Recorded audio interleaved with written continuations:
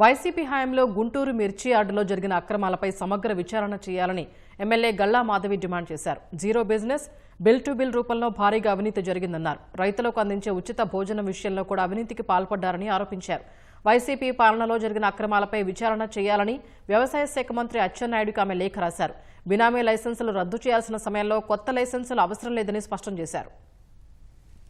ఎన్నో అవకతవకలు అవినీతులు మయంగా మరి గత పాలకులు మిర్చి యార్డ్ని ఉంచేసిన పరిస్థితుల్లో ఈరోజు మళ్ళీ కొత్త లైసెన్సుల గురించి అడగడం నిజంగా బాధాకరంగా ఉంది. కొత్త లైసెన్సుల మాట దేవుడెరుగు, ఉన్న లైసెన్సుల్లోనే ఎన్నో అవినీతి కార్యక్రమాలు జరిగినప్పుడు బాగా జరుగుతున్న వ్యాపారస్తులు ఏంటో గుర్తించి అవినీతికి పాల్పడని ఆ లైసెన్సులు మాత్రమే ముందుకు వెళ్లేలాగా వారిని చర్యలు తీసుకునే విధంగా నేను కోరుతూ ఈ యొక్క లెటర్ని రెడీ చేయడం జరిగింది. అడుగడుగున ఆఖరికి రైతులకు పెట్టే ఉచిత భోజనంతో సహా వదలకుండా అవినీతికి పాల్పడి కొన్ని కోట్ల రూపాయల అవినీతి జరిగిన ఘనకార్యం వైసీపీ గవర్నమెంట్కి దక్కుతుంది. వీటి మీద ఖచ్చితంగా విజిలెన్స్ వారు ఇప్పటికే దర్యాప్తులు చేస్తూ ఉన్నారు. మరి ఇటు అచ్చెన్నాయుడు గారితో కూడా మాట్లాడడం జరుగుతుంది. చంద్రబాబు నాయుడు గారి దృష్టికి కూడా తీసుకెళ్లడం జరుగుతుంది. ఏదేమైనప్పటికీ రైతులకి న్యాయం జరగడమే లక్ష్యంగా మా పోరాటం ఉంటుంది.